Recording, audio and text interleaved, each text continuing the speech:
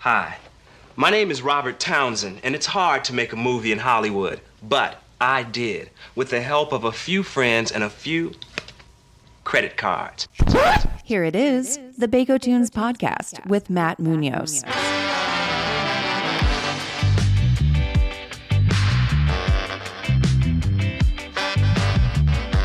Audio brought to you by Chain Cone Clark.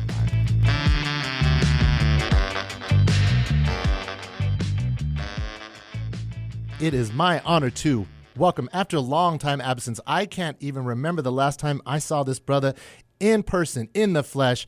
I am happy to introduce writer, producer, director, John Uranday from Penwheel Productions. How you doing, brother? I'm good, man. I love the pronunciation of the last name. You went full Spanish on it. I got to. Yeah, Uranday. Uranday. Yeah. You know. Well, how would people? My dad would be very happy, by the way. But most people, and it's so simple. Most people really try to over pronunciate it. Like it's you, and it's just exactly how it's spelled. Uranday. Yeah, well, I see your name on social media and everything your handles is John F.U. Yeah. And for the longest time, if people didn't know you, it's why did you say F.U.? Yeah. Is this supposed to be some sort of a hip hop thing?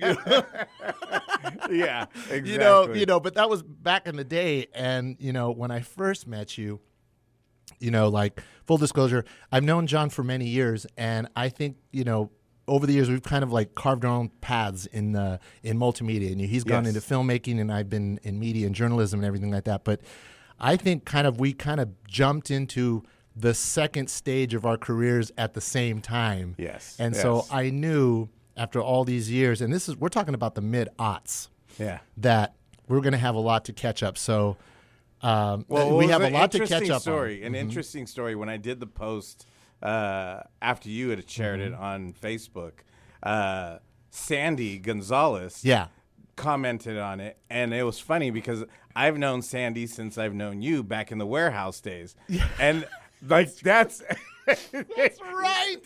That's how far back I go with you. That was even pre-Mento, all of that. You were at the warehouse, and I was at Blockbuster Music. Which was Music Plus, and then somehow those companies all became Warehouse. Remember that? I don't even know Jesse Rivera and oh man, all those cats. I mean, man, those were the we were there in music retail during the golden era of hip hop. When you say that, so it's man, release days. People are waiting for Tuesday mornings, man. Tuesday mornings. Yeah, and then it just got bigger and bigger. All the drama with the gangster rap eras. It's you actually had to put the cassettes and the CDs behind the counters, and then oh man, when we had the Ticketmaster, oh my God. So we're starting to date ourselves. Let's come back to okay. So we kind of already gave a little bit of everybody a little preview, a little sneak peek of how far away we go back. But I want to focus on you, John Uranday. Let's get right to it. Where did you grow up?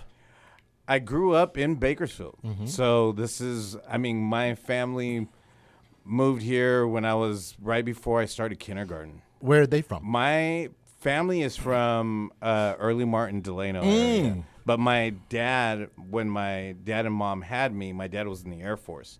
So they were living in Atwater, California. They had me at Castle Air Force Base. Atwater, California. Where is that located? Right past Merced. God, so we're 100% Central Valley boys. McFarland, all our roots are right here. Yeah, okay. Yeah. Right here in Bakersfield. What side of town? When I got here, I've always been in the Southwest. My parents just kept us Southwest, Rosedale when it first started out, and for the longest time, I remember right after Old River Road, it was just the orchards and everything like that. And we used to go out there and party in between after Cal State and all that stuff. But it was a different place. Yes. What schools did you go to? I actually went to Actus and BHS. And then what's funny is I was messing around in high school, so they sent me to Vista P. And Vista P is where I finished out my senior year. But that is actually where I got into film, is at Vista P. There was a film appreciation class taught by Mr. Lunsford. Lucky we didn't have that in McFarland. This is like wood shop and all the basics, and then get out of here. Yeah. Get out of here, kid. You bother me. Next. All right. Well, what kind of teenager were you, back then, and were you involved in any creative areas? You said a little bit about filmmaking, but Well, you know what? I was 17. Used to work at DJs in the mall. So I mean, I was listening to 80s, The Cure, The Smiths, rocking Cavaricis. 80s kid, you know, Creepers, and, the rayon shirts and all that. God, we're speaking the same language here. All right, so total 80s kid. Yeah. Yeah, I try to tell people, like, if you were a kid in the 80s, like, the world was your oyster because it was so over the top. The new media that was coming out was like, we saw MTV. It was like, I want to be on there. Yes. Everything just seemed very attainable. That's why I know we relate so much on this. Now, did you have access to cable or premium movie channels to be able to see a lot of, big movies and stuff like that? You know what? My parents, my mom, more importantly, my mom used to watch like Turner Classic Movies. So I grew up watching old movies. She used to watch, Fred Astaire and stuff like that, Judy Garland, and then I got Alfred Hitchcock stuff. So it was like and then the film appreciation class, which was funny because my parents used to watch these old movies. That was there was no Netflix back then. So they were watching Turner Classics, AMC stuff. So that's what we were kind of fed back then. Yeah. So it was just like, there was no Netflix. There was no streaming involved. That was their access to watch a movie, and their getaway. So I grew up on old classic films. Now, did of course, VCRs, the introduction of VCRs, and like, were you just piling up VHSs and bootlegs and all that stuff? Oh yeah, bootlegs, all that. I mean, I remember when my dad actually is probably one of the 5 people that bought a Betamax. Oh wow! Oh my God! Yeah, the competition to VHS. Yes. VHS. I was like, how is this going to possibly? And then remember the laser disc. The laser disc. Golly. And then there was like another one that wasn't laser disc, but it was like another kind that like RCA had tried to do to compete with that, and I was like, listen, man, like, you could try all you want, but and they all kind of like started to kind of float away. All right, so Betamax, and I had some, like, one of my brother-in-laws, he had one of those too, and we thought that was a big deal. But movies were very limited. You could only get like X amount of films. Now, were you going to the movies? Oh yeah, I grew up going to the movies. That was our family thing to do on the weekend. Go out, go see the brand new movie, and I've tried to carry that on to my kids as they grew up. So I love going to the movies. I'm a movie fanatic, and it's funny because, like, I look for that in a relationship. Yeah. Like, I have to be able to go to the movies with you. Like, if I can't go to the movies with you, like, because that's like a big thing of mine. Oh yeah, no, absolutely. What was the last film that you saw in a theater? Me and my son just went on Friday and saw Indiana Jones, Dial of the Destiny. What'd you think of it? I thought it was great. It reminded me of the old Raiders of the Lost Ark. It took me back to that. The very first one. Yeah, the very first one. It just the style of it, everything about it just took me back to that. Yeah, I was kind of turned off by Crystal Skull. Oh yeah. I don't even think I watched all of it. I think it was something that just turned me off. I was like, Yeah, it kind of hurt my feelings, man. Like, I was so devoted to all those, the first 3 films, especially the first 2. Yeah, it brings back a lot of nostalgia and everything like that, But by the time you got to Crystal Skull, I was like, no. And then they said they're going to do one more. I'm like, I don't know. But like all my friends, like Cesario Grassa, my buddy, is in my band, and he's also a film freak. He says, no.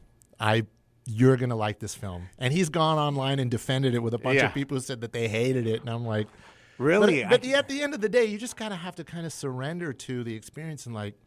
You do. If you grew up on that stuff, I think that's what it really is, because it has that nostalgic feel to it. You feel like, okay, I'm watching an old Raiders of the Lost Ark movie. There's the way they do the credits, the way they did everything, intro of it. It's just, it still has that old feel to it. It didn't feel like, like the new Mission Impossible and things like that. Yeah, well, you as a filmmaker, I'm sure you're looking for all those aesthetics, right? Yes. After all these years, you do you sit there and dissect films? Oh yeah, it's hard for me to watch films. I mean, I really like. It's funny because my girlfriend now, she'll be sitting there and she'll be like, "Oh, great shot." Like I've rubbed off on that area because I'll watch things and I'm like, "Oh, that was nice how they did that. Oh yeah, I like that. Oh man, did you see how he looked at the camera?" Like just certain things I get lost sometimes. But I like if I watch a good movie and I don't analyze it. Like I can just get lost in the film. Has to. Well, so you battle with being provoked by the film, or just kind of surrendering and enjoying. Oh yeah, the last movie I went to the movie theaters, I went to see Babylon.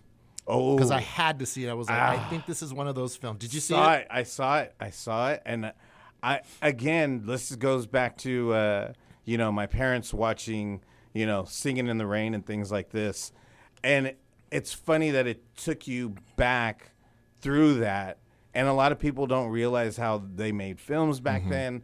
I really enjoyed it. I mean, the style of it, it's so fast paced in the beginning, and then it kind of slows down, and you're like just kind of watching these actors that are kind of aging out and things like that. I enjoyed it. Yeah, the dark underbelly of old Hollywood that still kind of people, you think about it today with all the things that we know with, I mean, there is no secrecy in Hollywood. It's all out there, but back then it was a really freaky world. And there was some things that were like super twisted. I was like, I see what they're trying to do. It's almost like a David Lynch film. Like it's kind of like when you watch Mulholland Drive and some of those films, and like what they talk about, dreams of the Hollywood dream is not actually a dream. It's more of a nightmare. Yeah. And but Babylon, it was a beautiful film, and I could just imagine you as a filmmaker, me as a musician. I listen to music and the music in those opening sequences. Oh my gosh, man, powerful, amazing, amazing.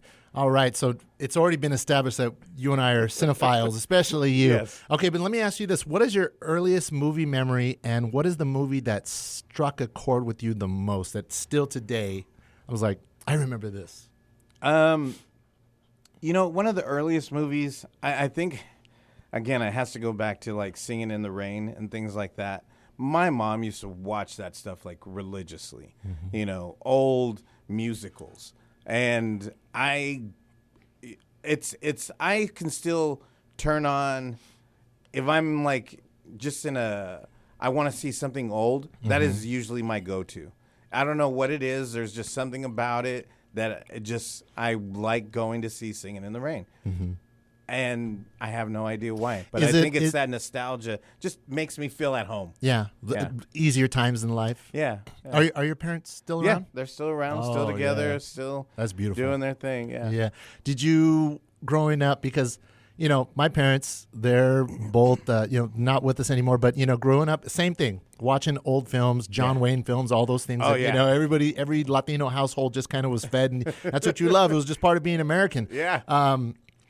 What about like the Mexican films, like the Vicente Fernandez? Did they like that stuff? You know what? My parents didn't really watch a lot of that stuff. Not because they didn't like it. It's just I think they were both they liked old movies like that. Yeah. They didn't really grow up speaking to us in Spanish, but they did to my younger brother.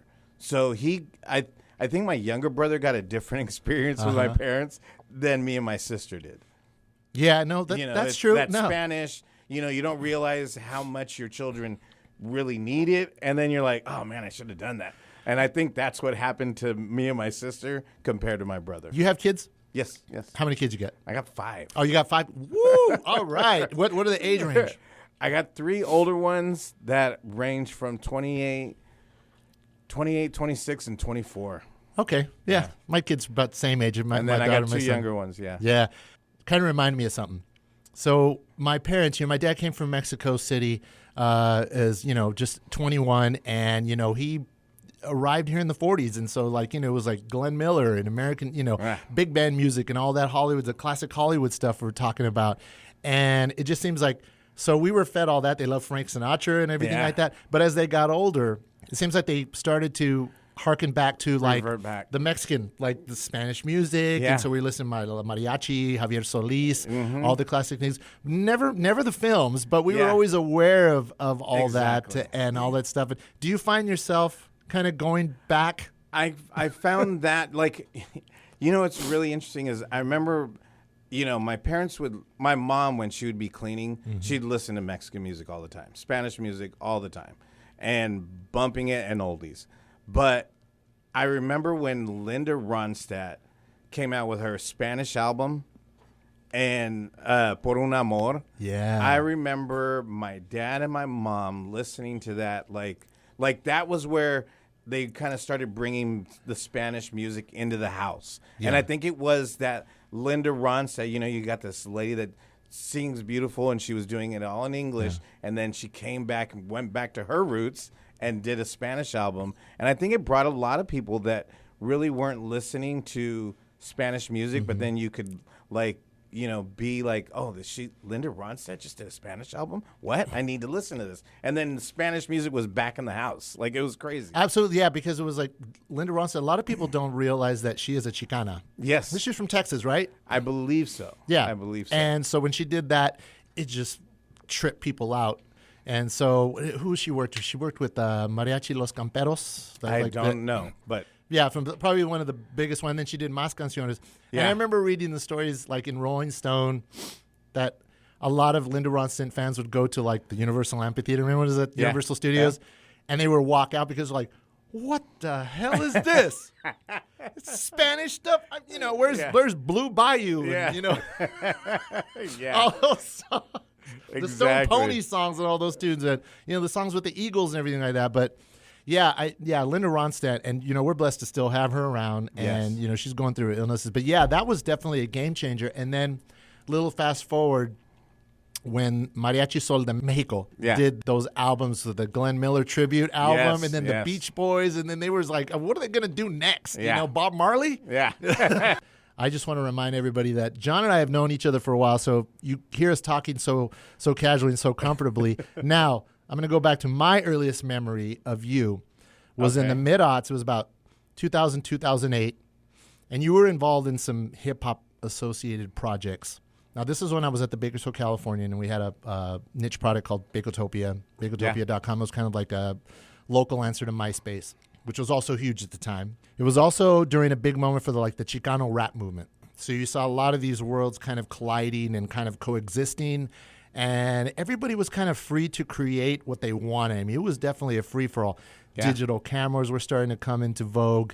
Everybody was buying the Sony Rebel XL. Yeah. There's all these memories that start to flow out, and you had very limited social networking. So everybody who was creating, the people who are fans of these type of mediums, they had to find those, and Yeah. they had to find their own ways, and they became kind of loyal followers. And I think that's kind of where both of us kind of created our brands. Yeah. Because there wasn't that many at the time. No. So I remember you had, and correct me if I'm wrong, Cut 'em Films? Cut 'em films. Cut 'em Yeah. Films. Was that your first? That was my first. Yeah. What does that stand for? Cultures United Through Media. Yeah. Yeah. And also, there was another gentleman I remember who was also kind of a familiar figure downtown, who was David Creech. David Creech. Was yeah. now, where does David Creech come to this? David Creech, it was funny because he knew a lot of the same people that I knew. So we kind of ended up meeting in the same kind of, he was doing DJ stuff, and he was working with Future Shock. Do you remember Future Shock? DJ. Yeah. Mexicano. Yeah. I totally remember. Yes. Older guy. I remember. Yeah, and he was helping Future Shock. And it was funny because there's a story. He had found one of my business cards, and I guess we had met when Big Pun came to La Movida here. I remember that. And Future Shock was one of the people that helped bring him. And I guess me and him had met at that time, and then just kind of hanging around the same kind of circle. Me and him just started hanging out, and he knew certain people that were doing music and would connect me like, hey, they want to shoot a music video. All right, cool. Like, let's do something. So we kind of started working together. And at that point, he was very resourceful. He was very, very resourceful. Like Homie with the resources. yeah, man. just would go like, oh, you know what? I know this bar. Let me go talk to them. I'll get us in there. We'll shoot something. Like, all right, cool. Get the permits. Yeah, and he just knew everybody downtown. Mm-hmm. And if we wanted to shoot in a bar, we wanted to get into a show. I mean, this dude would go to the Civic when they were doing shows at the Civic, and he would just go in the back and just be like, whoop, whoop, whoop, talk to somebody. And then he's like, call me up. Hey, be here in 5 minutes. And, and then we'd be backstage at any show. Like, he would just be like, we're just there and doing stuff. Yeah. It was crazy. Creech on the mission. Creech on the mission, man. I love it. I love it.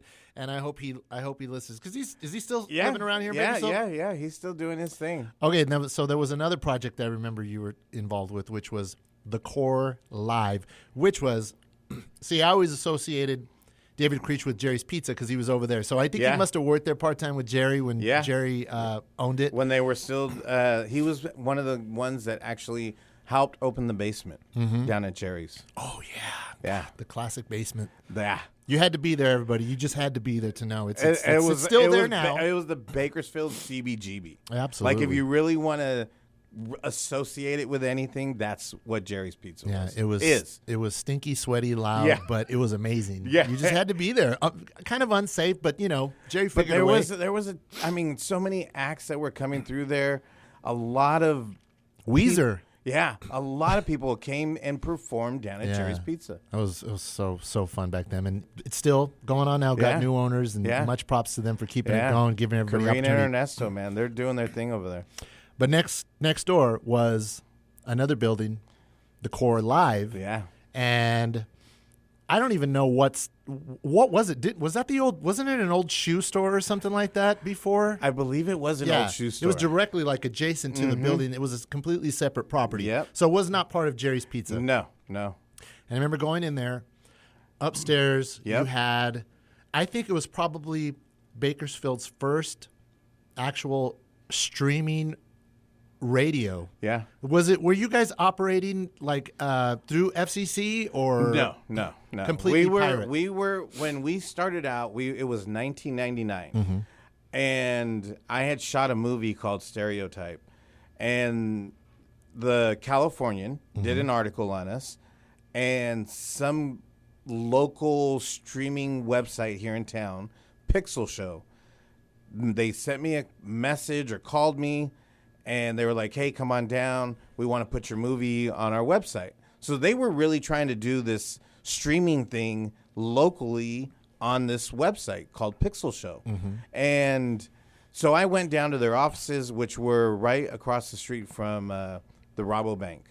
And so I go over there, and I'm sitting there and talking to them, and they're like, what do you want to do? And I'm like, they're talking prices and stuff like that. And I saw a little room where they had a radio station.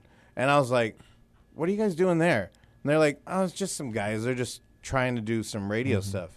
And I was like, well, let's talk. I go, I would like to do a hip-hop show, on there. So we're kind of just talking. And then he goes, no. And I was like, okay.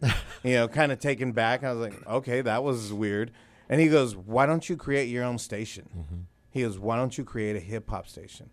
And I was like, okay. And so I literally called up every DJ that I knew here in town, every artist, reached out to all of them, and we started across from the Rabobank. And I didn't even know how to send an email. I remember I used to have to go into his office, be like, I know you already showed me, but can you show me how to send an email? I was like, Internet Explorer. Dial up. Oh my God. And I remember we were one of the first offices here in town. We had DSL connection. And we were like, oh man, we're on top of the world. We got DSL at high home. tech. Yeah, we were high tech. And then I remember, at that point, they were just like, you guys are too loud, because we were doing the thing all day, 24 hours a day. Yeah, because it was a 24-hour thing. Yeah, and so they were like, we can't do this anymore. And I was like, all right, well, so we ended up moving into the old Costco building by where the Boulevard is now. Yeah. we moved into that building, and we were there, and we went into a bigger facility. We ended up like having one of the very first places to have a green screen. Like, I mean, just completely took over the Costco building, and we had shows going all day, every night. It was really crazy, man. It was a very crazy moment. That's amazing. Now, what was the viewership, and how did you guys even know if anybody was watching or listening? You know what? When we first started it, when we did it in 1999, 2000, that Pixel Show company was really able. They could figure out where we were getting hits from. So I was able to see we were getting hits from UC Davis, Cal State, UCLA. Like we were really heavy in the college circuit. And then we started getting hits from the Pentagon and things like this, and Disney, but like they could show me a list, like you know how long they would stay on, how many people from that facility were like.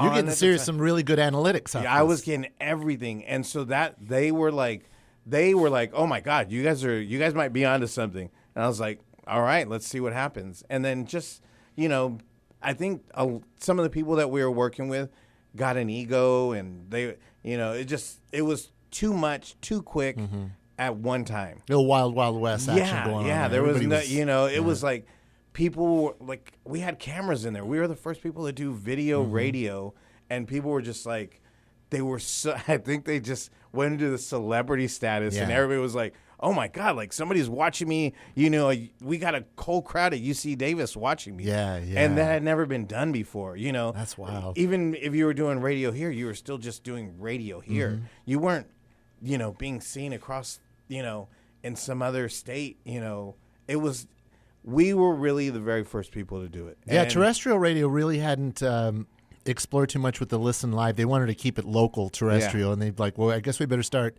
adding the Listen Live button from BFE, so anybody can listen to the advertising and all that stuff. Yeah. And I remember you guys were very multicultural. Yes, so we had everybody there, and it was funny because there was so many people that were like, I want to do a West Coast show, and some people were like, I want to do an East Coast show. Some people were like, I want to do spoken word. So we had a little bit of everything going on. Guys, girls, groups of DJs that would come in. And it was just everybody really, it was something that had never been done. It hadn't been done on the internet, but it hadn't been done here. Yeah. And that was really cool because it brought everybody together, all the DJs. So everybody was like really getting into that. Oh, I remember some of the DJs it was like what you would consider, like when we talk about the 80s, those LA kind of with cable access shows that would be on really late at night, like LA TV, the illegal interns, and it was like you never know what was going on there, and like how are they getting away with this? Like I always think about like rules and regulations. Can they curse?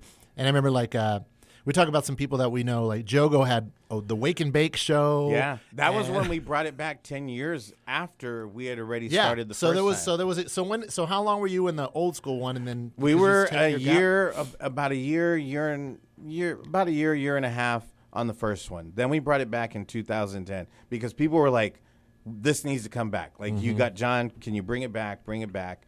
So we brought it back, and that's when we went into the building at Jerry's. But it's funny because most of the same people, a lot of new people. And what's really interesting is you're mentioning Jogo. He had never done anything before. He was just a photographer, and he was just learning to DJ. So he learned to DJ on the air doing the show. Same thing with KG. KG was KG and Jogo had a show together, Wake and Bake. Yeah, and Jogo is literally teaching KG how to DJ in between their show sets and stuff like that. Yeah, same thing. DJ Rec was there. I mean, Damage was there. I mean, we had everybody that a lot of these DJs learned from the Core Live and then actually were able to take it and do something with it. That's what I really love about it. Break time. We'll be back. It's the Baco Tunes podcast with Matt Munoz.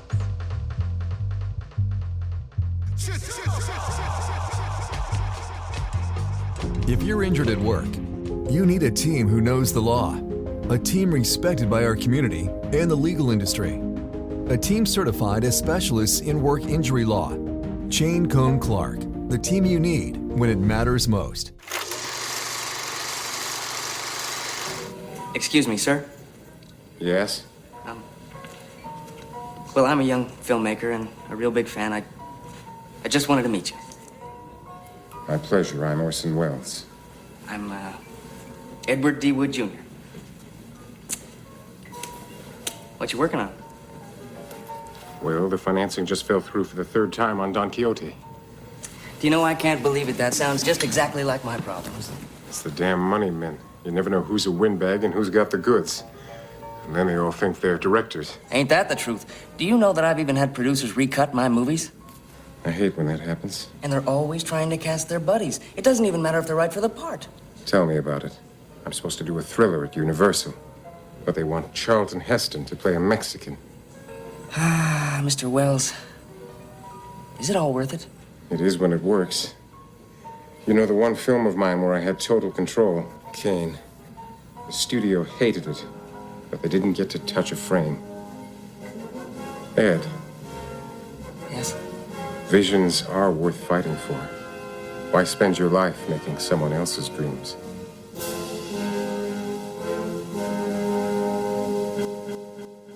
I would just kind of tune in randomly.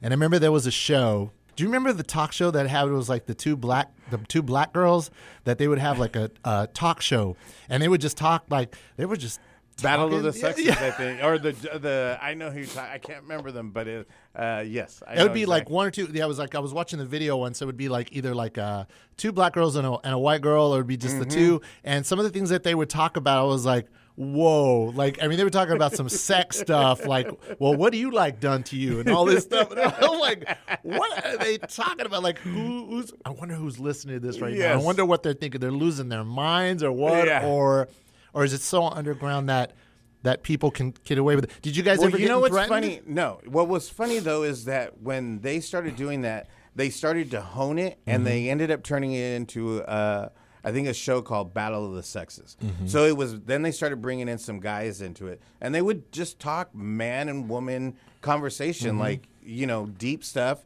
Some of it was funny, and some of it, you know, was, you know, stuff that you wouldn't hear anywhere else. Yeah. But people were learning how to put shows together and understanding how you could format a show. They took a lot and they learned. The Core Live, if you were there, like I said, you remember it well. Remember the nasty shows and everything like that, all the fun stuff. Oh, man. Do you remember Dave Creech would come in the morning? You did an article on us. Yeah. And he would come in the morning. He would work at night at one of the bars and then would go to sleep from like 3 to 5 in the morning. He'd go to sleep at the office because there would be no way he'd wake up if he went home. Yeah. So he would go in the morning and then come on the air like at 6 in the morning with a bottle of Crown and just drinking Crown as he's doing the show. People would be like, what is wrong with this dude? It's 6 in the morning. I was like, We had the confidence of youth back then, a little bit younger, where it's like we can kind of get away with it. Now we're like, I ain't going anywhere. All right, so the Core Live, is there an archive online where you can find it? Is it on YouTube or anything like there's that? a couple things that I posted, but there's not much. I wish we'd have recorded more. Yeah. I really wish we did. The only thing that really exists is articles and people just Yeah. telling stories. I have a video because I remember I would go over there when I would do it for Bacotopia for the Californian, and I would take my point and shoot that had video capability, and I believe on my YouTube channel there is some old Core footage from from one of the photo shoots, and I think Joseph took that. We were up on top of like an upstairs looking down, Yep. and I remember that there's the whole crew. That's when I did the Yeah. story, and then Joseph was, God, he looked so young in that photo. He took the photo, so I was behind him. So I'll have to post that up. I have yeah. like old videotapes from 1999, like the little 8mm tapes. I have like a bunch of those that I transferred over to DVD. Yeah. But it's crazy to look at that stuff, and I'm like, what were we doing? We were like out of our minds, but like just ahead of our time. Yeah. Any issues with the FCC at all? None? No, there was nobody was checking for us at that God, point. nobody even knew what to do with it, huh? They didn't have no clue. They were worried about Howard Stern and all The that. only It was the people, golden age the of underground. only huh? people that were really worried about us was local radio, and it was because we could figure out through our data that people would stay online from the very moment we started at 6 a.m. until they left work. So people were on all day long, and they were engaging because we had the chat rooms and all that stuff. Uncensored. Wow, man. God, yeah, man. Let's go back to those. Let's go back and uncensored. Let's go fast forward. Let's come back into more of a little bit of the present, because I want to focus right back on you personally. When and where did you get your feet wet in filmmaking? Because I know you attended film school. So you talked about film appreciation, but eventually you got to have to take a next step on where I'm going to go in my training. Where did you attend film school? I went to LA Film School. I was going through a divorce. And what year was this? 2006. Okay. 2006. And I had shot a film before even going to film school. And shot it with some friends of mine. And we shot the film, literally bought a camera on eBay, sold it back on eBay when we were done. Like 3 friends, we all put $5,000 in each. Everybody contributed. We borrowed people's houses, my parents' RV. I mean, we had like nightclub lights to light scenes, like those metal cans. Remember we used those. And we just shot this movie before film school. I went to film school. I had the movie. Wait, hold on. What was the film? Called Stereotype. Yeah. Okay. What was that about? When I was 96, 97, before the Core Live and all this, I was an artist, and I was on a record label called Greenside Records. And we were the first Latino hip-hop label. So we had Lighter Shade of Brown, me, another artist named Junebug Slim, Night Owl, MC Man, and a few other people. So we were based out of the Bay, moved the label to L.A., and this is right when Friday had just came out, No Limit had just did Bout It, and Swingers had came out. So, like, all 3 of those came out, like, right around the same time. Then we found out that Friday was shot for, like, $250,000. Swingers was shot for, like, $250,000. So we convinced the record label to... Like, me and my friend Junebug went on a road trip. We were going to the Lighter Shade of Brown record release party, and on a road trip from Sacramento to LA, came up with an idea. And we were like, how do we come up with a movie idea? Like, with no money, not a lot of locations. And we were like, the guy's on house arrest and he's trying to be a hip hop artist, trying to come out of the hood. Yeah. And next thing you know, we got picked up by Edward James Olmos, and they started adding all these names, started adding like Issei Morales, Lupe Ontiveros, Paul Rodriguez. They had a bunch of people. The budget went from $250,000 to $2 million. Then after the $2 million, they were like, we need $2 million more. We need $4 million. So it got all the way to like get to $4 million. Then the owner of the record label goes to jail. And it just shut everything down. So we sat on this film for a while, from 97 to like 2003, and we were like, this is pre-8 Mile. Like, there was not even an 8 Mile at the time. We had this hip-hop movie about a kid trying to come out of the hood. It was like Latino film. But it was Latino, yeah. So that's why they were getting all the Latino. It was going to be like the Mi Familia, but an 8 Mile at the time. Yeah. So it was crazy. And it sat for so long. We were like, you know what? We're just going to shoot it ourselves. And we shot it ourselves. And then when I went to film school, I ended up meeting my distribution teacher who was going to teach us distribution. Met him the first month and gave him the film. And he was like, as soon as you're done with film school, I'll release it. I went to film school for a year. Graduated in February. My film was out in March. Wow. And how was the rollout for that? And did you do like a premiere? Or how did that go? No, it was just, he just put it in Walmart and things like that. And it did really well for what it was. Yeah, props to Walmart. I know people criticize Walmart, but that's where you could get a lot of that independent stuff. Yeah. They had like its own section. It was mixed in, like you could see Jaws, and then you would see like I'm About It. Yeah.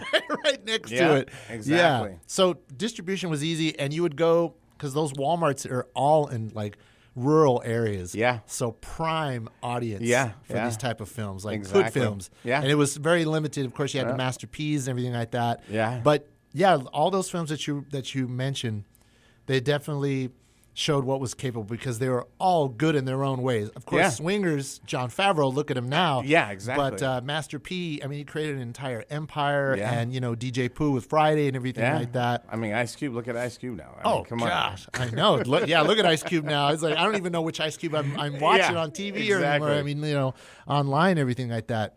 So, what were the original goals that you had set for yourself back then when you were in film school? What was like your ultimate goal? I went to film school to study producing and directing and writing. I wanted to be a director. I being an artist, this. Yeah. You're coming up with music and you're kind of already getting ideas for like a video. And that's where it really started from. I was like, I would write music, and I always wrote in story structure. So I always had these videos in my head, and I just wanted to be a director. I knew deep down I wanted to be a director. Yeah. And I just kept going from there. And I was doing little stuff, the 99-cent show, doing all kinds of crazy stuff. That's it. That's another show, the 99-cent show. Okay, tell our listeners a little bit about that, because oh my gosh, this could be a completely other show. The 99-cent show, what was that? It was, you know what? When we were doing the Core Live, I was meeting so many artists, and I was going to shows, and I would go and it was a way for me to go and interview a big artist like a Pitbull, and then have 5-10 minutes on Pitbull and him doing his thing before Pitbull was gigantic. Because didn't you interview him at the Nile downtown? Yeah. Yeah, that's which now they're trying to, it was a church trying to for bring a while. it back, yeah, right? Clark Garl, rest in peace. So did you know Clark? Knew yeah, Clark, yeah, he was my landlord. Wow, rest in peace. At the New Yorker, right? I remember that you interviewed Pitbull. Oh my God, talk about an artist who was like Mr. Worldwide now, man. Yeah, but you can say you knew him when. Yeah, exactly. So, but we would interview a big artist so we could give a smaller artist some sort of shine. So I've always tried to find new artists. And I mean, there's so many talented people that just don't have the money, just don't have the resources, but are dope, man. And just people just don't have any idea who they are. And I would search them out, and I'd be like, all right, I'm gonna put you on this show. And then at the end of the show, we'll have E40 doing his little segment. So people would see, a local artist or just a smaller artist from wherever they were. And then you'd have a medium artist, and then you'd have a bigger artist. So it was just kind of this thing to kind of bring some attention to people that just were not getting attention. Yeah, little side note, talking about the Nile. So when I was living over there in the New Yorker, Clark, I'd always say, hey, Clark, well, how was the sugar-free show? Because he would have he'd have sugar-free, E40 was there, Mac 10, and everybody would be Vanilla Ice. Vanilla Ice over there. And he would always tell me some sort of crazy story wrapped around it. It's the E40 story. He's all, so E40. It was late. It was late. He's all, I had to go to the hotel with my backpack. This is Clark's side of the story. He's all, in my backpack was all the cash. It was like 10 grand or something like that in cash. It was exactly $100 bills. He goes, and my gun. My gun was in the bottom of that backpack. So he knew, and he wasn't afraid, man. He's like, no. He's like, they want me to pay. I have to show up at the hotel with the money they wanted before. And then they're going to have to wait for him to get it. He goes, if you don't get over there, no money. Yeah. Forget it. So everything happened. I think E40 maybe only performed like 20 minutes. Yeah, because I think he had got there like at 12:30. Yeah. Yeah. And everybody's just wasted. Yeah. And then the Vanilla Ice story was that Vanilla Ice had to was kick warned. him out. Yes. He was warned, don't light up on stage. And what does he do? He's all, dude. Yeah. Get out of here. Just put him in the out. alley. Yeah. Oh my God, those are some funny days. And then it became a church, you know. And now they're trying to bring it back to a venue. I think it's still run by the church. I don't think it's going to go back to those crazy days, but that place saw a lot of action. And you were there. Yeah. Yeah. Talk about like the footage that you probably saved a lot of that stuff. I saved a lot of that stuff. When we'd go to the Nile, I recorded a lot of footage from the Nile. Oh man, you're gonna have to put your I own like documentary, bro. I should, man. I have a box like about 2 feet by 2 feet, and it's just filled with tapes. The little ones, the little 8mm tapes. Oh man, how long was each? Like the I think length they were of like those? 90 minutes, something like that. And that's what they're because you would have to put them on a particular speed, right? So now we're talking filmmaking. Yeah, so yeah. like you have to put them. So you get like the highest quality at a particular speed. Yeah, that's another geeky question. That's another thing. Okay, so you're kind of dabbling in a little bit of live video, kind of digital streaming, all this stuff. But you went to film school. Were you ever thinking? Did your goals ever shift from a certain way? Because, were you looking to make like major Hollywood films? When I went to film school, because like I said, we had shot Stereotype and shot it with friends and actors that were just homies. And so there was no professional people on set when we shot Stereotype.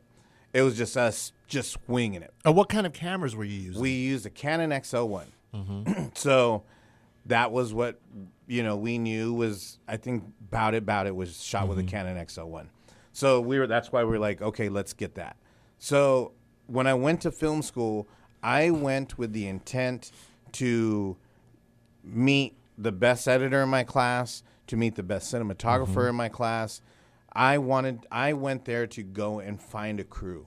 I wanted to find a crew. I needed a crew. I wanted to work with professionals, but people that were, in my class that I would grow with and, learn how to work with.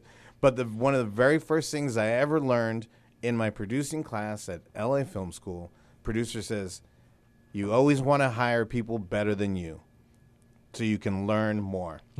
And that stuck with me. Ever since then, I was like, oh, well, why am I going to work with these people when I can just go and hire somebody better and I'll learn from them and blah, blah, blah. And I did that. And what's funny is the teacher that put out Stereotype, actually his company, not through film school, but his own personal company, funded my second movie, which was Cruisin'. And we shot that all here in town. And everybody that worked on that movie was from my film school. And that was my first time working with actors and artists and things like that. Because I was doing the 99-cent show. So I was like, okay, I know a couple of artists now. I'm like, hey, you want to be in a movie? I'll put you in a movie. This is the beginning of social media influencers. So I was reaching out to like girls that had a following. I'm like, hey, you want to be in a movie? And they're like, oh yeah. So it was like I was finding all these little pieces of the puzzle, and I'm like, okay, I worked with these people in film school. All right, we're gonna work together. All right, I've worked with these artists when I was doing the 99-cent show. You guys want to be like, I was just putting all of it together to create something. What was the day on the set like? It's funny because it's called Cruisin', so it was like my little homage to American Graffiti. So I had like the Wolfman Jack character was played by Roscoe O'Malley. And we created a radio station that was interviewing, talking to people while they were out for the night cruising. And so we shot, I'd say 85% of it at night. So it was literally, we'd shoot from like 6 at night till like 5 in the morning. And I knew a bunch of realtors. So one of the realtors I worked out a deal with. So they gave me a house out by Lake Ming. And so we had cast and crew all in this house. And we ended up working out a deal with Rent-A-Center. Rent-A-Center gave us tons of bunk beds and everything, everything we needed to fill the house so we could all live in this one house to shoot a movie. And we shot it in like 8 days, 9 days. So were you Okay, so everybody that was you taught people from film school to come to Bakersfield and spend all this time here. Yeah. So we're talking about people who are studying to be set directors and makeup artists and all that stuff. And what was the agreement that you had kind of pitched to them? They had already knew I got Stereotype out, so they were all ready to work on a film that they knew had a high potential to be put out. Okay. And that's what it was, to add to their resume. Yeah. They were all going to be able to add to their resume. Everybody got paid a little bit, but nowhere. It's the experience, like on the job training, right? Yeah, exactly. All right. Now, I love it. Now, didn't you, just before we move on from that, who was the lead in that film? We actually had Noel G. He came and did like 1 or 2 days. I had, like I said, early influencers that were still now. One of the girls is still, uses her personality to, make an income. Yeah. And then one of the other girls, and her name is Leanna Mendoza. I'm getting ready to work with her on my new film. And it's funny because me and her have gone full circle in the whole acting thing. She went and did her stuff and did a bunch of things, and she knew I did all my stuff, and we came back together probably like a year or two ago. And she's very talented. When we're going to talk about the strike, so I'll tell you some interesting stories from her. Okay, but it's funny because that was my very first actress that I had ever worked with, and now I'm getting ready to work with her again. So that's come great. Full circle. Yeah. Now, if everybody was wondering when he mentioned Noel G. Yeah. Noel G. He's the one that they call like the Hollywood Cholo. He's been on everything. I was at the gym and Training Day was coming on. That scene where what's his name is stuck with the Cholos right there. Yeah. That's one of the most intense moments in that movie. It's such a great film. It's just Let me see your gun. Anxiety. Let me see your gun. Yeah, let me see your gun. It gives me anxiety because everybody knows, like, if you grew up in certain parts of town, like those Cholo dudes. Those guys they could be the nicest, sweetest guys, but man, you just don't know. You know what's really interesting is because when we had done the movie, and when Edward James Olmos had picked it up, at that time it was called Lockdown in the Casa. So we were doing casting already. We were in the middle of casting it. And like I said, that's how we had already casted Lupe Ontiveros, Issei Morales, and we had already casted Noel G. This is before Noel had done anything. But he was that same guy back then. But me and him remained friends. So after everything, I knew he was hosting something somewhere, and I went there to actually go and see him. Saw him, and I was like, what's up? I was like, it's me. And he was like, oh, man, because when we were doing the casting, he was just hanging out with us. Yeah. Like, he was, trying to figure out the vibe of everybody. And so we hung out together. So when it came time for cruising, I went and searched him out, and I found him, and I was like, hey. And he was like, I'll be there. Yeah, I think somebody needs to do, I don't know if it's ever been done, but somebody needs to do a documentary, a biography on him, because I'm sure now he has quite a storyline. I mean, he's done Bruce Almighty. He's done some of the biggest films. I followed him online. He's gotten into some political things and some controversial stuff, but hey, we live in a free country. You can say what you want. All right, so Noel G, God bless you, man. I know you've broken a lot of ground for a lot of Latinos, but speaking of that. Break time. We'll be back. It's the Baco Tunes podcast with Matt Munoz.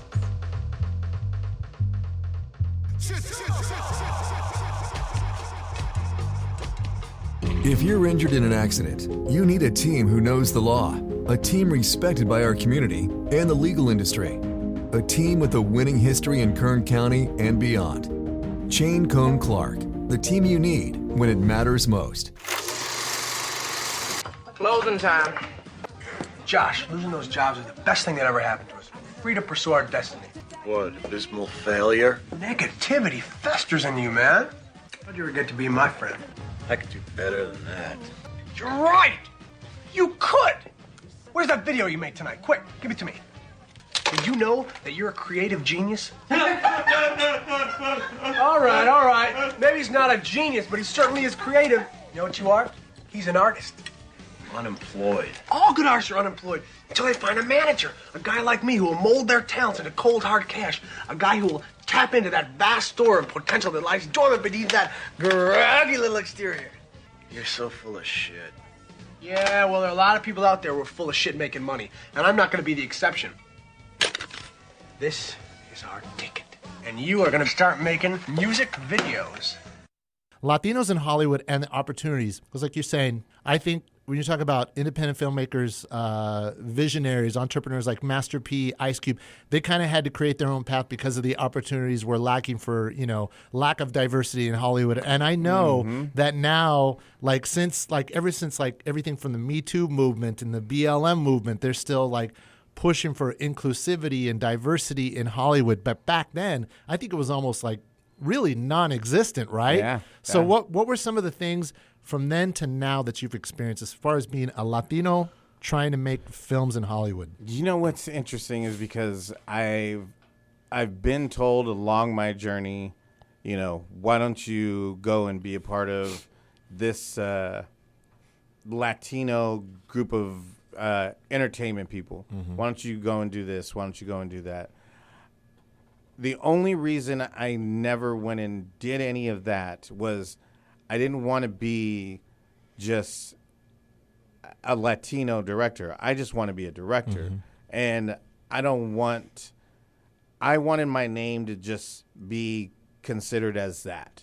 So I kind of stayed away from a lot of that. I knew I could, carve my own path. And I had done it. I had done, these films that had got put out.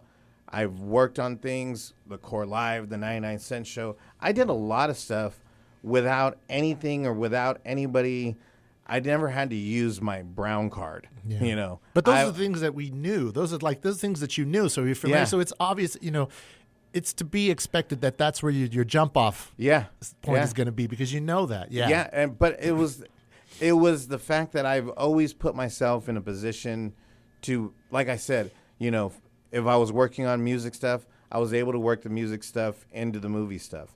And I saw how early influencers were being used. I saw all of these things before a lot of people did. That's how the Core Live, 99-cent Show, that's how all these things were. I was able to do because I saw certain things that I was like, you know what? Nobody's doing this. I'm going to do it. And I figured out as long as I just stuck to it, as long as I continued to push and push and push, I was going to get in there. That's amazing, man. Yeah. And you have. You're in it. You're in it. I like to feel like I'm finally in that position. Yeah. And I'm finally about to work on something that will push us to the next part. That's why I want to talk about all your present endeavors. Like right now in the present, we've already gone through Cut 'Em and 99-cent Store and all those great, crazy memories, life and death situations. Yeah. Pinwheel Productions and the Pinwheel universe. Let's talk about what the Pinwheel Productions universe is. Well, what's funny is because I had started a documentary called For the Record, the story of Latinos in hip hop. And I got these interviews already with Be Real, Kid Frost. And it's funny because I guess now there's some sort of small little doc series or a doc thing on Amazon Music or something like that. But I had done this, again, ahead of my time, probably 6-7 years ago. Do you remember when Straight Outta Compton came out? Yeah. So we had an interview with Kid Frost. And in the interview with Kid Frost, we were done with the interview, but we still had the cameras rolling. So we were still talking, just conversating. And he started to tell us a story about Eazy-E, how he thought Eazy-E died. And so he's breaking it down because he had just got signed to Eazy-E. So that's how he's telling us all these stories of how he had just got signed, how Eazy-E had just came back from shooting the video with Naughty by Nature. And he was like, boom, boom, boom. And then we have this little clip. So we were like, all right, you know what? Let's release this clip online and kind of coincide with the Straight Outta Compton. Little did we know when we released it, first couple days, 100, 200 views, 300 views. 4 days later, it jumped and it got picked up by everybody. E! News, Yahoo, Spin, Rolling Stone, VH1, E! News, everybody picked it up. The thing now has 6 million views on it, but it went viral. And when How long was the clip? 5 minutes. 5 minutes. You can and find it you online. can still find it Yeah, online. yeah, So yeah. if people put a search in it, what should they search for? I always put Kid Frost Easy. And that's on your personal YouTube? No, it's on our For the Record for the documentary. Okay. Was this a story that had been suppressed for many years, or did it add to the wonder of Straight Outta Compton? I think it added to the wonder. It was a story that I don't think general public knew, or just didn't want to know, and it was a story that people were finally able to go, see, I told you. And so what was funny though is when it started to go viral, I came into town, and when I came into town, I stopped off at Riley's to see David Creech. And when I was there, I ran into Bobby Cloud. And Bobby Cloud was a lawyer in the same Costco building when we were doing the Core Live. So he had just started being a lawyer. And so he sees me and he just yells at the top of his lungs inside Riley's. And it was like, oh my God, you're going viral. And I was like I didn't really tell anybody about it, but he was one of those people that just kind of was following what I was doing. And from that moment on, me and him became really close friends. So when I found out that Bobby Cloud was involved with your productions and how there was a relationship here, I got to find out everything about Bobby Cloud. Well, when you first met him and he started telling you about his prior experience in filmmaking, how impressed with you? What kind of experience did he actually have? Well, it was weird because, like I said, he had this knowledge that most people don't have. Unless you do film, you're like, oh, okay, so you know this part of it. Yeah, he's like, I've worked on editing. I shot a 35 millimeter film with some friends. He's like, we got in film festivals. He was telling me all kinds of stuff. He's like, he goes, that is why I became a lawyer. I became a lawyer because I wanted to make movies. He goes, I was making movies when I was 19 years old. Yeah. And I was like, wow, okay, crazy. And then when we started to really sit down, and I've been around other creative people and have came up with stories and ideas. And sometimes it's kind of forced, and sometimes you're like, nobody really pushes it, to get it done. And working with him, we came up with an idea in April. We were literally shooting by the end of July. Wow. That quick, we turned around, got a script out, had it casted, had it crewed, had locations, everything. By the end of July, we were filming. And since he is a lawyer, was it nice to just have all that kind of handled? Was there contracts and everything? Everything, or is that even how much of a red tape do you guys have to go through these days? Every film we have gone through has gotten more red tape. Yeah, which is great. And more, legalities and more, him having to negotiate things. I'm a creative. I don't want to do the business. I don't care to do the business. I don't want to know the numbers. I don't care to be involved with that part. I just want to be able to direct and get on set. The last film that we shot is called Depth of Field. And it was funny because I was able to bring in a producer lady I had worked with before on other projects. Her name's Tristan. So I brought her in, and because I on some of the other films, I was doing multiple jobs. And this was something I was like, I'm not going to do multiple jobs. I just want to be able to direct. And the very first day we were on set, he pulled me over and she pulled me over to the side. And they were like, you got to stop doing everything. Let us do what we're going to do.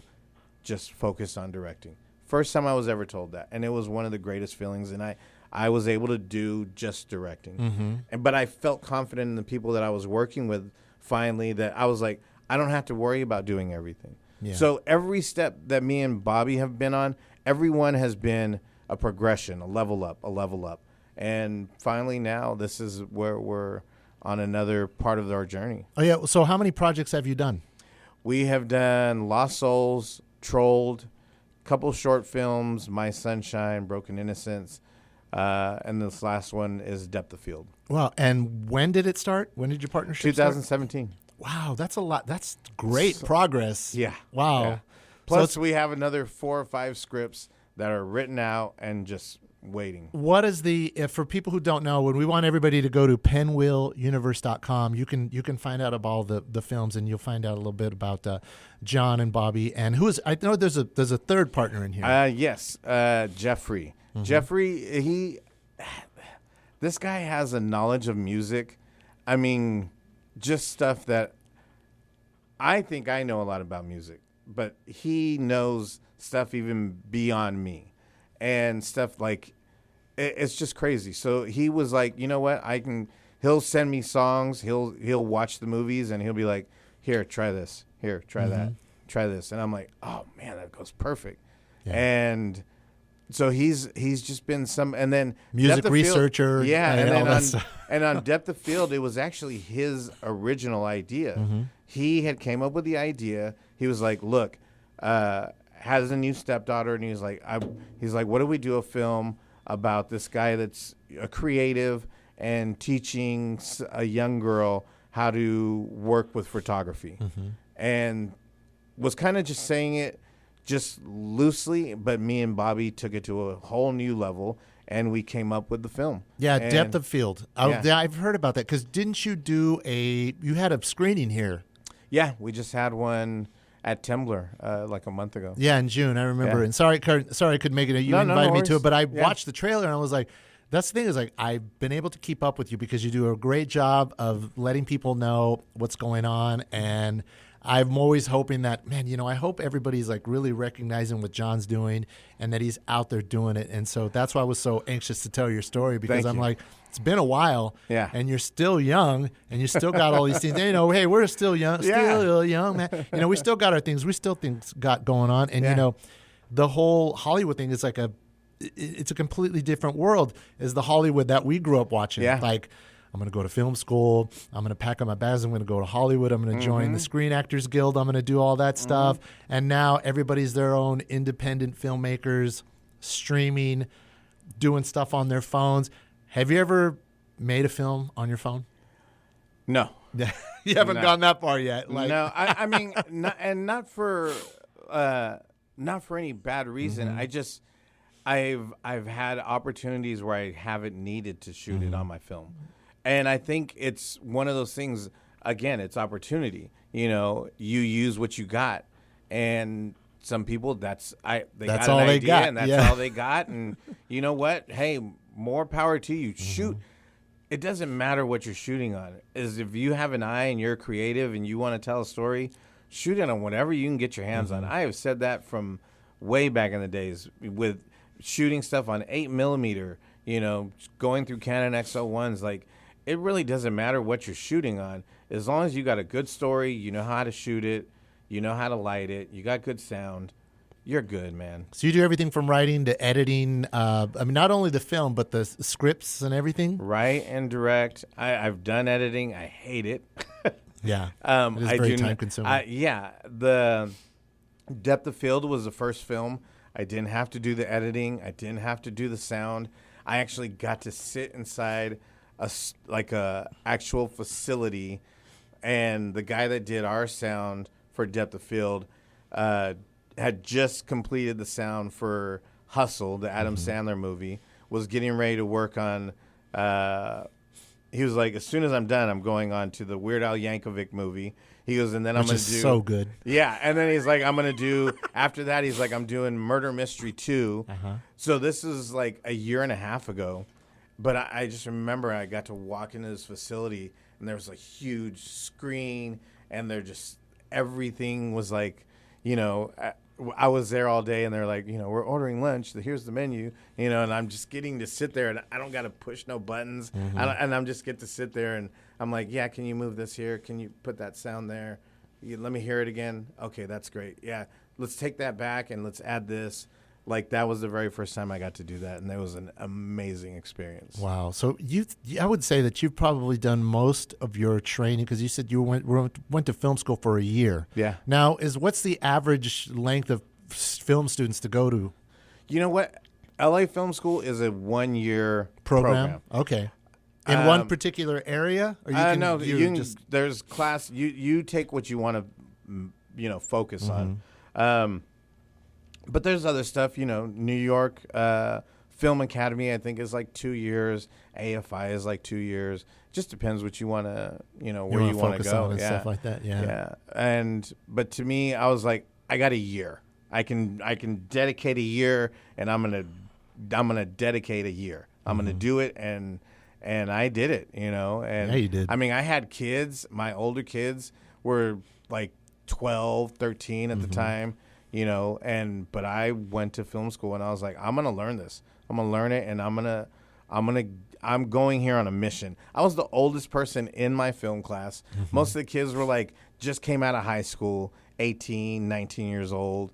I was literally the old man in my class. Oh man, your kids. What do your kids think of your films? Do they care? Because they came to set with me when they were younger on Cruisin'. But it's interesting because my daughter now, she would come to the set of Lost Souls when we were doing Lost Souls, and she was working as an X-ray tech here in town, and she would come to set and she'd be like, can I come by today? And I'm like, yeah. So she would come and she got to meet, the actors, and she got really interested in makeup. So she started hanging out with the makeup artist. And the makeup artist at the time had won like 2 Emmys. She was an older lady, had taught makeup, had been doing makeup in films for a long time. So she has changed her whole life around, and now she's learning producing, is working with a friend of mine who I put her in contact with, and they just finished a short film a few months ago. She's getting ready to go in production for a new feature film, and she's going to work on our film. She's worked on Depth of Field. Like, she's my one child that is like completely embodied it, and I'm like, you're going to go so much further than I will. And she just kind of jumped into it, not because you like. I didn't even push her at all. She gravitated. got the bug. She inherited the bug. Yeah, nice. She would sit on set and she was like, I love the camaraderie of everybody working together for a common goal. She was like, that is so amazing. That's fantastic. And since then, she's just kept going, and now she's, working with producers and helping produce movies. It's such a great feeling. So everybody out there listening, we want to remind everybody to go to pinwheeluniverse.com. Is that the only place that they can find out about you and your stuff, or do you have your own personal website? No, most of the stuff we keep right there. And Instagram, we do, posting on Pinwheel Universe on Instagram. All your socials to find out what you're doing. For my personal stuff, I have, food. Yeah. Some work stuff. But Pinwheel Universe is the stuff where it just tells about all of our work. Very well focused and on just the facts. Yeah. Which brings us to another present hot topic, the Hollywood writer strike, which we are right in. We're only just a few days past the strike of the recording of this. Let me ask you this: what type of effect has that Hollywood writer strike that started on July 14th had on you and your projects? What's really interesting is because, like I said, we finally, as of last year, we met a producer when we were in Cannes, France.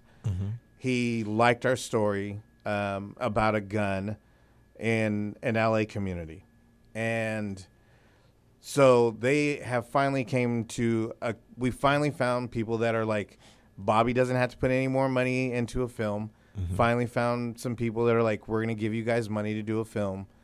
So this film, we're looking, maybe $5 to $10 million. So this is our level up film. And then we're watching everything. And then SAG goes, like, we're in the middle of casting right now. So we've been in casting for the last month. And it's funny because, I'm watching it. And then boom, we go on strike. Then as of Monday, Mark Ruffalo is one of the people that is pushing for everybody to go back to indie films. Right now, if you are a SAG member, you can work on indie films. As long as you're not doing a studio project or a streaming project, you can go work on an independent film. But here's the trick side of that is because do people want to go and break the strike to go work on an indie film? Yeah. You know, do they want to be in solidarity?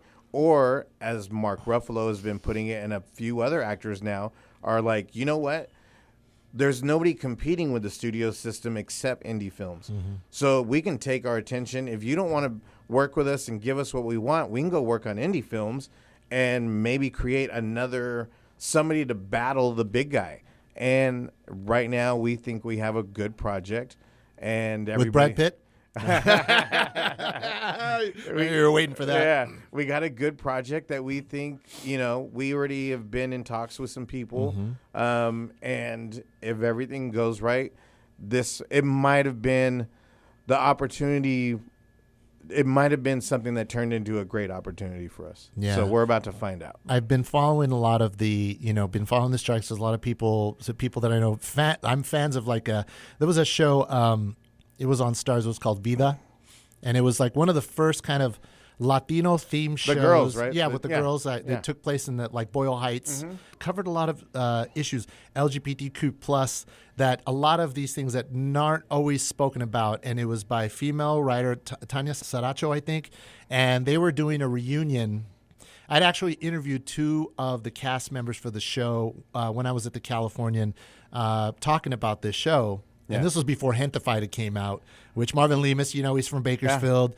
And so I've been following all these shows because I'm Latino. I want to support. And so I remember I was talking to them. The first show I remember seeing was East Los High, which is a web show that went to Hulu. So I watched that. And I remember the first season or so was really, really good. And it just kept on going on forever. And it kind of started to drop off. But this is a preview of what's happening in the future.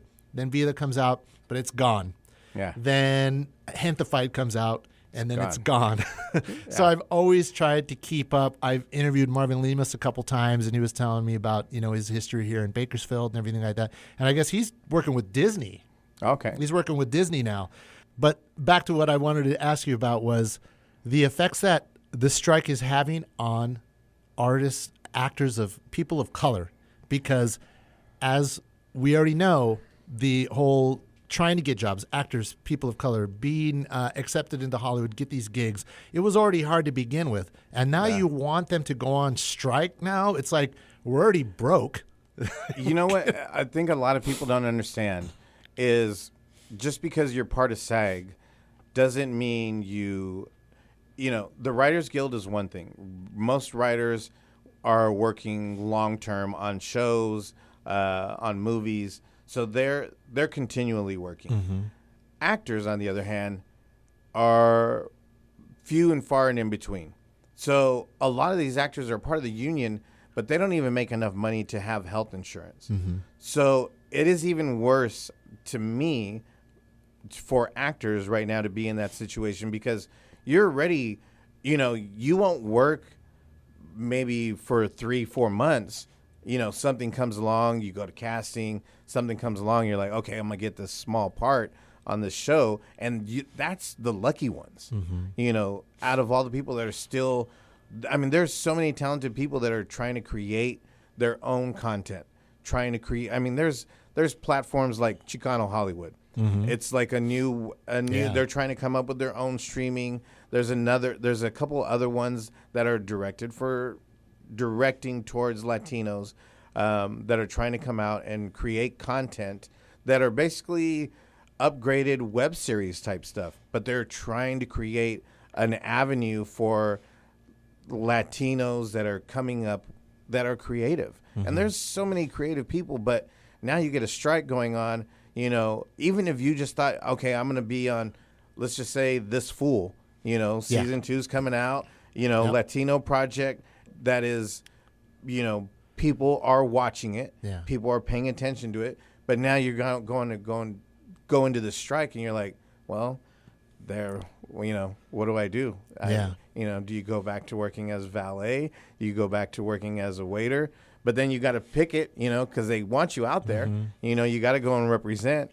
And it's like, it's tough. I think it's harder on the people that are a part of SAG, to be honest. I mean, not that it, I mean, you probably read the same articles. You have one of these guys, the CEOs that are saying, you know what, we're going to wait them out until they lose their home, you know, until they can't pay for their apartment. Excuse my language, but that's shitty. You know, like that's I can't even imagine those words coming out of somebody's mouth. And people who are multimillionaires. Yeah. Like, I think somebody broke it down. They were like, it's like each of you, like, putting up 6 Ferraris. Mm-hmm. You know, like, it's just horrible. It sucks because I get what they're fighting for. Mm-hmm. And it's just, you put hardworking people that are putting their, these are creatives, man. At the end of the day, you know, you think most of these people aren't able to go and work, you know, building cars and have these other things to fall back on. Most of them have little secondary things that they do just to get to the next job. Yeah, it's a labor of love. Yeah, it's happened in the journalism community. I've talked to like a lot of great writers, journalists who have had to find other avenues, myself included. You know, you just got to find a hustle. You go to college, you go to film school, you go to all these schools to be a creative, to follow your dreams and do all these things that would eventually become people's outlets of enjoyment. Yeah. I mean, you talk about, like, when I've seen Fran Drescher go up and speak, I'm like, wow, this was the nanny. Yeah. She made people think she was the nanny for so many years, brought a lot of people a lot of joy just with those shows. It's like, you can't have these shows without the talent. You got to take care of them. So for people out there listening, if you don't know what SAG-AFTRA means, so SAG is the Screen Actors Guild, and AFTRA is the American Federation of Television and Radio Artists. Are you a member of all that? No. Wow. So completely indie. Yeah, completely indie. So why not be a member? The only thing I think I would have to be a member of is probably the DGA, the Directors Guild. Mm-hmm. They said if I do this film, I'll probably have to sign up for the Directors Guild, but which, you know, that's something I'm gonna apparently have to do. What does Bobby suggest? He's the lawyer. They said Bobby's gonna have to also sign up as part of the the PGA, the Producers Guild. Yeah. You know, so it's like they say we're gonna have to do these things, but it doesn't put us in the same situation. Mm-hmm. Just because we are still independent, you know, we're not for hire. You know, we're creating the content that we are putting out. We're writing, we're directing, we're producing. Now we're finally able to, you know, the people that are funding this new movie, A Gun's Life, they're like, you know, if this goes right, you got a second film? We're like, yeah, we got a bunch. And they're like, okay, let's do this right and let's get to the next one. Wow. So it's a good time. I don't think there's been a strike of this magnitude, right? There has not been a strike like this since 1960, where the writers and the screen actors both at the same time. And you think about, like, the 70s, which is one of the all-time greatest eras of filmmaking. Everybody was making money. I'm hoping at that time. I mean, the studios were just like the music industry. The studios and the music record companies were making buku bucks in the 70s. It was a free for all at then. It was just huge. Well, what was interesting is I was reading an article recently after everybody went to strike, and they were like, before streaming got involved, they were still, if you were on a network series show, you still would have some good residuals. Mm-hmm. But now, like, some of these people are showing their streaming residuals, and they're like 47 episodes, and they get like $52. One was like $2 for an episode. Like, it's so ridiculous. Mm-hmm. You know, if you do a streaming show, which I get now, even for the Writers Guild, you do a streaming show, it's forever. Mm-hmm. So you want to pay me my day rate and call it that's what it is. Nah, like, I should, if it's going to air, you know, as long as Amazon's still going to be Amazon and showing Amazon shows, they don't take their shows off. Yeah. Hulu doesn't remove their Hulu show that they created 5 years ago. It's still on Hulu today. Yeah, even if you don't see it on the front menu, if you put in a search, you're like, holy. Yes, this is still here. It's deep. You have to deep dive, and you'll find it down in the bowels of those streaming services. Well, think about the shows that you used to watch on network. That you remember the show Kingpin used to be on NBC. Yeah. It was like 1 or 2 seasons, and when Kingpin was done, it was done. You didn't see it again. You didn't hear about it again. But now, like we said, Hentified finished 2 years ago. But you can go on Netflix right now. And you could binge Hentified if you've never seen it. So why is it different? Why are those people still not allowed to get money?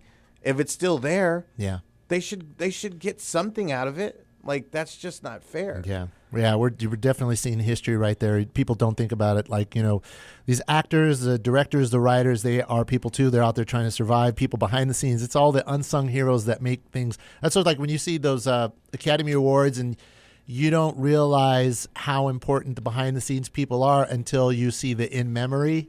Yeah. And you're like, that's the guy, those are the people who edited Apocalypse Now, like some of the all-time greatest films. Without them, it would be nowhere. We wouldn't have all these memories. But before we say goodbye, and I want to thank you, John, for this long overdue conversation. Now that we got the initial long-form interview, now I want to be able to keep in touch with you, and you are welcome to come back onto Vaco Tunes podcast, and thank you. Let's keep up with everything that's going on. But let's kind of lighten it up right now. Okay.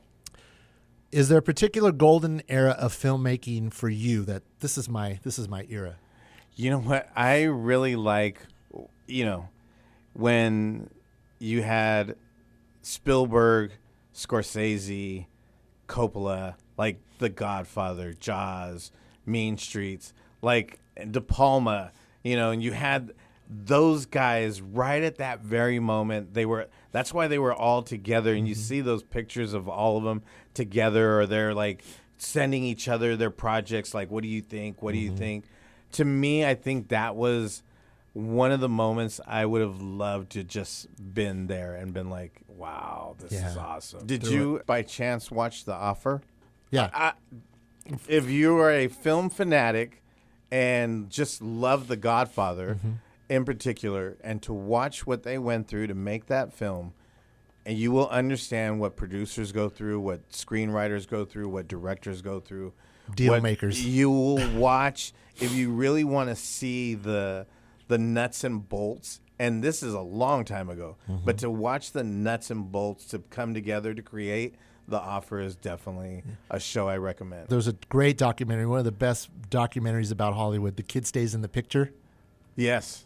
Everybody out there listening, if you want to see a great film, if you're a student of film or just a fan of old Hollywood, look up The Kid Stays in the Picture. It's about Hollywood, a legendary Hollywood producer Robert Evans.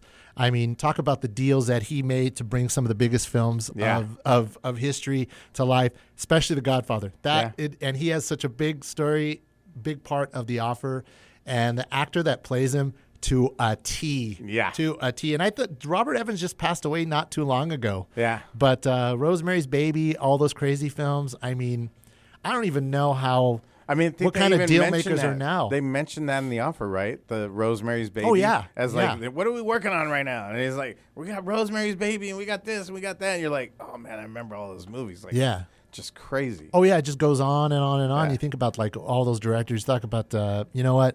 I collect Criterion Collection films because I love all those. And, I know he's a very problematic figure, but Roman Polanski, Chinatown, man. Like, I mean, Chinatown, Rosemary's Baby, all these films, Tess, like all these historic films that were like, those were movie channel, premium channel days, VHS, double VHSs that you had to get. Wow, you took me back. Oh yeah, but like if you're a fan of films, and like I guess we're very lucky to have those type of attention spans, right? Yeah. Because now you can't get anybody to watch any sort of like film with a lot of drama, a lot of dialogue. It's got to have like the Marvel and everything like that. Nothing against those type of films. I think the only superhero films that I will watch now or anything Batman related. I just want it to be Batman. Like this last Batman, I love that one too. It was a retelling of the story, and a lot of people were kind of turned off by it. But Robert Pattinson, man, to me he pulled it off. Oh, dude, the Riddler in that what's his name, Paul Dano. Yeah. Oh man. And then how they brought in the Joker at the end. Yeah. I like that one. I can't wait. I can't wait for the next Joker film with Lady Gaga. Yeah, she's going to be supposed to be a musical. Yeah. I'm like, how?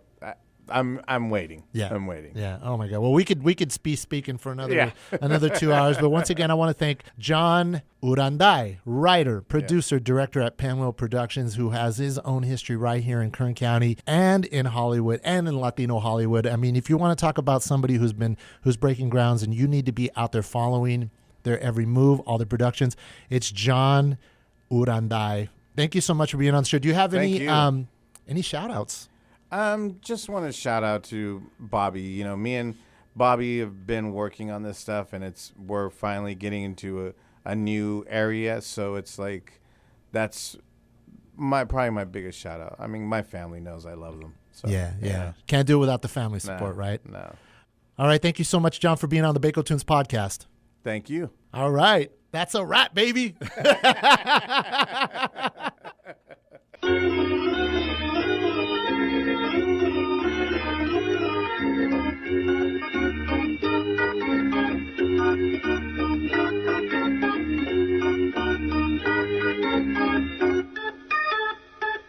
The Baco Tunes podcast with Matt Munoz. New episodes every week. And for the latest, be sure to follow us at Baco Tunes on Instagram and Twitter. That's BAKOTUNES. And be sure to like us, rate us, comment at us, and don't forget to subscribe. We'll be back next time.